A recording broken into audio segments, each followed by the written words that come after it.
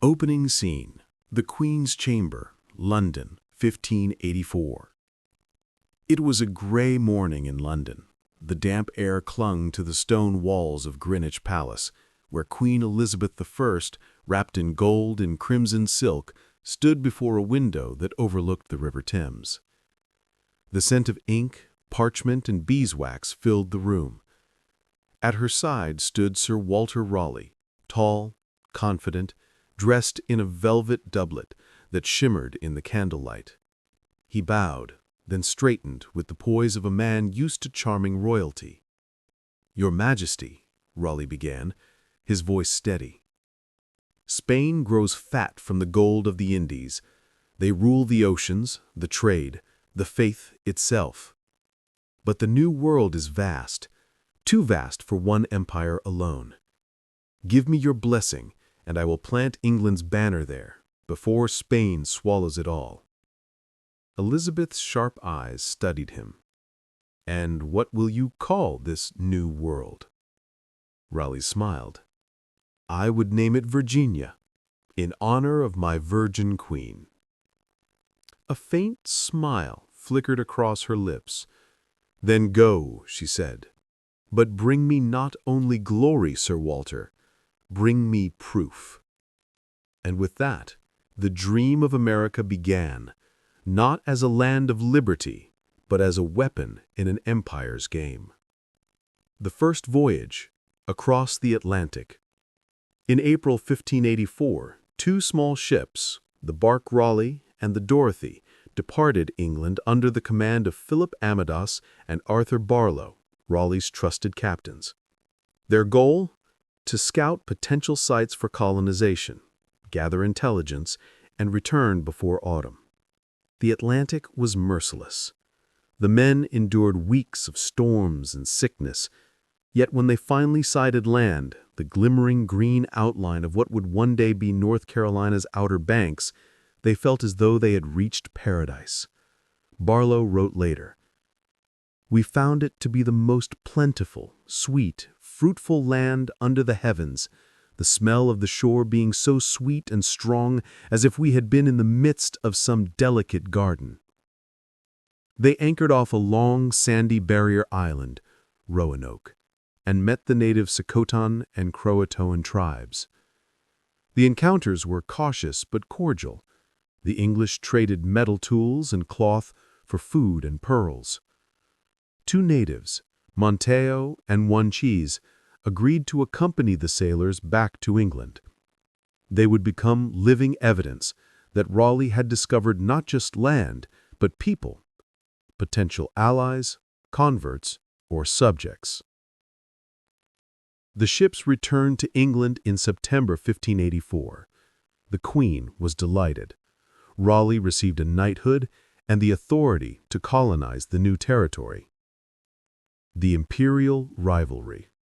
To understand why England risked everything on Roanoke, one must understand the world it sought to defy. Spain's empire was unmatched. From Mexico to Peru, Spanish galleons carried mountains of silver and gold to Europe. The Catholic Church, under Spanish protection, declared these conquests divine. But in Protestant England, pride turned to envy, and envy to resolve. Queen Elizabeth's advisors, like Sir Francis Walsingham, saw colonization as both strategy and salvation.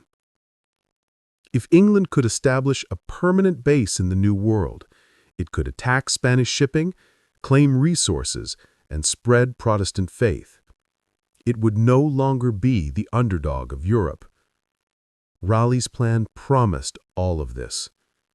But dreams of empire often forget the cost. The seeds of ambition. Raleigh's next step was clear: send settlers. Not soldiers this time, but builders, men who could fortify, farm, and endure. The Queen, cautious as ever, refused to fund the expedition outright. Raleigh had to gather private investors, promising wealth from trade, furs, and new crops. Merchants, nobles, and adventurers poured money into the dream of Virginia. By the spring of 1585, 7 ships were ready, the largest fleet England had yet sent to the Americas. It carried more than 100 men, including soldiers, craftsmen, and artists, among them John White, a gifted illustrator who would later record every landscape, plant, and native he encountered with astonishing precision. Also aboard, Thomas Harriot, a brilliant mathematician and scientist, tasked with documenting flora, fauna, and the navigational wonders of this new world. Their leader, Sir Richard Grenville, a fierce and temperamental sea captain with a reputation for ruthlessness. The expedition set sail from Plymouth in April 1585. They carried iron tools, seeds, armor, and muskets. They also carried dreams of gold. Arrival at Roanoke. After a grueling transatlantic journey, the fleet arrived in late June. The air was humid, heavy with the scent of pine and salt.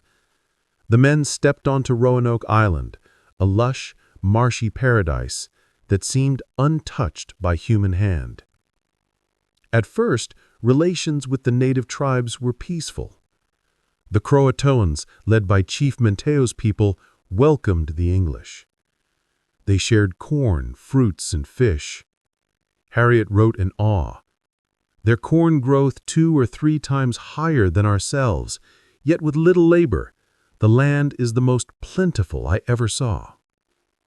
But harmony never lasts when 2 worlds meet. The Sabotage tribe, led by Chief Wingina, grew suspicious. The English demanded food in exchange for trinkets, then took more by force when the natives refused. Smallpox, carried unknowingly by the English, began to spread through the villages. Distrust turned to hatred. The first conflict. When Grenville left to return to England for supplies, he placed the colony under the command of Ralph Lane, a military man known for discipline, not diplomacy. Tensions worsened. Lane demanded tribute from the natives and accused them of plotting rebellion. In the summer of 1586, after a skirmish, Lane's men attacked Wingina's village, killing the chief. Whatever peace existed between the English and the tribes died that day. The colonists soon realized that they were trapped, low on food, surrounded by enemies, and stranded. Then, by sheer chance, salvation arrived. The legendary Sir Francis Drake, returning from raiding Spanish colonies in the Caribbean, appeared on the horizon. Lane and his men begged to leave. Drake agreed to take them back to England. By the time Grenville returned weeks later with supplies, Roanoke was empty, abandoned. Still, Raleigh refused to surrender his dream. The dream persists. In England, tales of the strange new land fascinated the court. John White's drawings, vivid depictions of native villages, wild animals, and exotic plants were published and circulated throughout Europe. To many, Roanoke seemed like Eden. To others, it seemed cursed. But Raleigh saw opportunity. If the first colony failed, perhaps a second, more carefully planned, could endure. This time, he decided to send families, not soldiers. A self-sustaining community, a true English village on American soil. He appointed John White as governor and asked him to lead the expedition. White's daughter, Eleanor Dare, and her husband would join, along with over 100 men, women, and children. The year was 1587. They would become known to history as the lost colony of Roanoke.